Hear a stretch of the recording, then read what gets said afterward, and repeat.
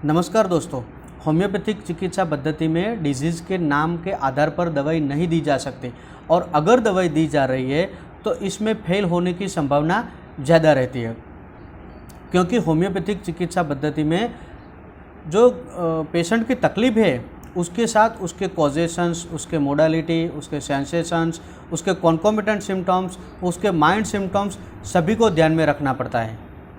और ये सभी सिम्टम्स, ये सभी तकलीफ उसका एनालिसिस करके उसको दवाई दी जाती है, क्योंकि जब हमने प्रूविंग किए तब अकेला कोई डिजीज़ नहीं मिला, इसमें बहुत सारे सिम्टम्स देखने को मिले थे और इसकी वजह से ये सभी तकलीफ को, ये सभी सिम्टम्स को हमें ध्यान में रखना पड़ता है कि किस दवाई में कौन कौन से सिम्टम्स आते हैं और हमारे पास जो पेशेंट आता है उसमें कौन कौन से सिम्टम्स देखने को हमको मिल रहे हैं जो हमारी दवाई में है।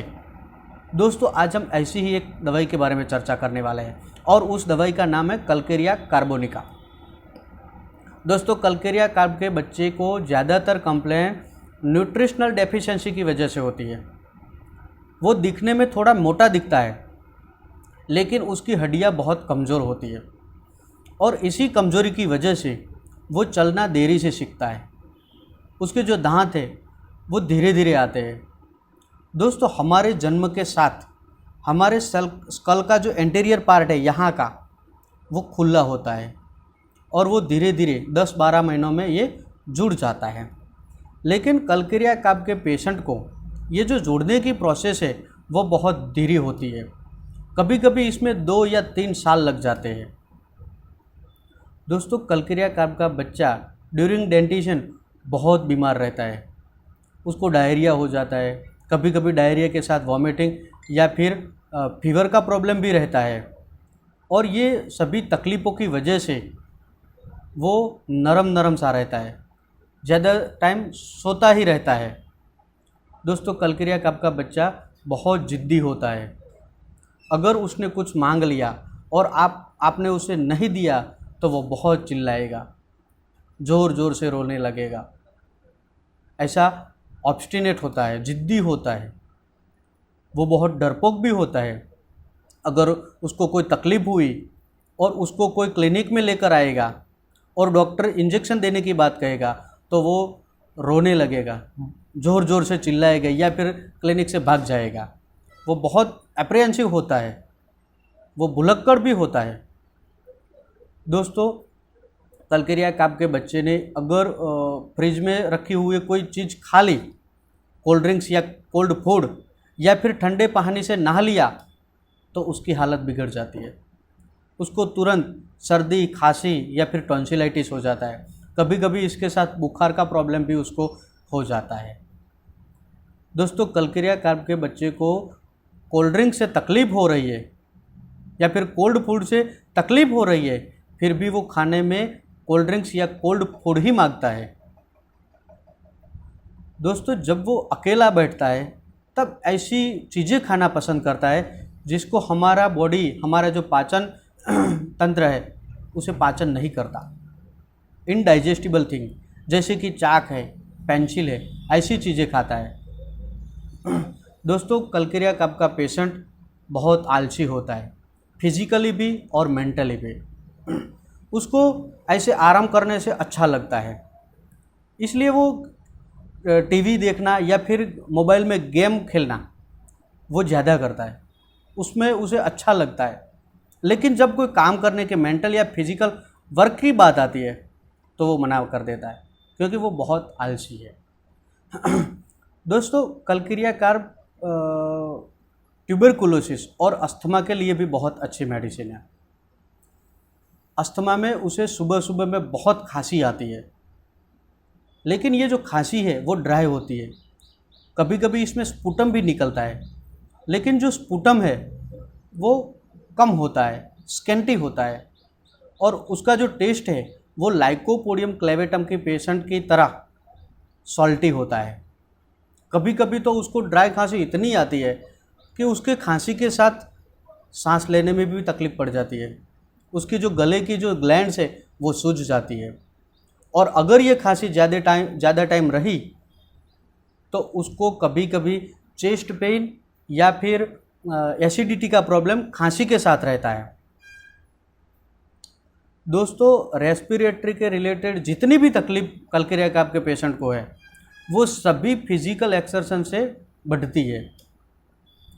थोड़ा भी उसने फिजिकल वर्क कर लिया तो उसकी रेस्पिरेटरी रिलेटेड जितनी भी तकलीफ है वो एग्रावेट हो जाती है। अब देखते हैं कल्केरिया काफ की फीमेल। दोस्तों कल्केरिया काफ के फीमेल को मेंसेस जल्दी आता है, ज़्यादा आता है और ज़्यादा टाइम रहता है, और इसी की वजह से उसको स्टरिलिटी का प्रॉब्लम भी रहता है। दोस्तों कल्केरिया काफ की फीमेल को मेंसेस प्रोफ्यूज आता है और इसके कारण उसका जो HB लेवल है वो डाउन रहता है, और डाउन रहता है तो उसको जो काफ मसल है उसमें वीकनेस, बॉडी एक या फिर चक्कर का प्रॉब्लम भी रहता है। दोस्तों कल्केरिया काफ की कई फीमेलों को बिफोर मेंसेस हेडेक या फिर ब्रेस्ट में सूजन या फिर लुकोरिया का प्रॉब्लम रहता है। ये सभी उसको बिफोर मेंसेस होता है। दोस्तों कल्केरिया काफ के पेशेंट ने दिन में जो काम किया है या फिर जो भी उसने मेंटल वर्क किया है तो उसको रात में जब सोने जाता है तो उसको याद करता है, उसकी गलतियों को याद करता है, और उसी के कारण उसे नींद नहीं आती। अब देखते हैं इसके नोज़ सिम्टम्स। दोस्तों कल्केरिया काफ का जो नोज़ है वो इनर से ड्राई रहता है, कभी कभी इसमें अल्सर पड़ जाते हैं और इसमें से थिक और येलो डिस्चार्ज निकलता है जो बहुत ऑफेंसिव होता है। दोस्तों जब भी वेदर चेंज होता है तो कल्केरिया काफ के पेशेंट की हालत बिगड़ जाती है, या फिर जब उसने ठंडा पानी, कोल्ड ड्रिंक्स या फिर ठंडे पानी से नहा लिया तब उसकी हालत बिगड़ जाती है। उसको तुरंत सर्दी, खांसी या फिर फीवर और टॉन्सिलाइटिस का प्रॉब्लम हो जाता है। लेकिन ये सब ठंडे पानी या फिर ठंडी हवा से होता है। कभी कभी उसको जो नोज़ का रूट है यहाँ पर उसको सूजन आ जाती है और इसी के कारण वो सांस नहीं ले सकता, उसको मुंह से सांस लेना पड़ता है, नाक से सांस नहीं ले सकता। अब देखते हैं इसके हेडेक। दोस्तों कल्केरिया काफ का पेशेंट हर रोज़ हेडेक की प्रॉब्लम करता है। उसको ऐसा लगता है कि भारी भारी सा वजन उसके सिर पर रखा है। कभी कभी तो उसको हेडेक के साथ चक्कर का, वर्टाइगो का भी प्रॉब्लम रहता है। उसका जो हेडेक का प्रॉब्लम है वो फिजिकल या फिर मेंटल वर्क से उसको बढ़ता है।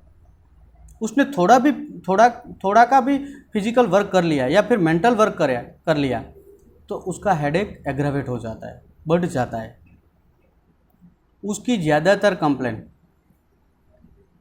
कोल्ड ड्रिंक्स, कोल्ड फूड, ठंडे पानी से नहाने से, ठंडी हवा से बढ़ती है। लेकिन जब वो आराम करता है या फिर खुली जगह पर जाता है तो उसको अच्छा लगता है। दोस्तों हमारा अगला वीडियो ग्रेफाइटिस पर है, उसके माइंड सिम्टम्स और उसके अनकॉमन एंड फिजिकल सिम्टम्स पर है। Thank you. अस्तु।